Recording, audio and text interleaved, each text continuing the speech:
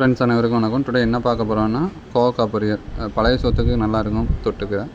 கோவக்காய் எடுத்துக்கணும், அதை கட் பண்ணி ரவுண்டாக கட் பண்ணி எடுத்துக்கணும். சின்னதாக பாருங்கள், இப்படி தான் கட் பண்ணி எடுத்துக்கணும். அது பழுத்ததான் இருக்குது, ஒன்றும் பிரச்சனை இல்லை.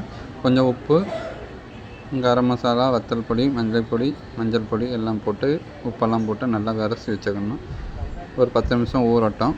ஊறின பிறகு எண்ணெய் நல்லா காஞ்ச உடனே நல்லா கொஞ்சம் பொன்னிறமாக பொரிச்சு எடுக்க வேண்டியதுதான். பாருங்கள் மக்களே, எப்படி வந்திருக்குன்னு.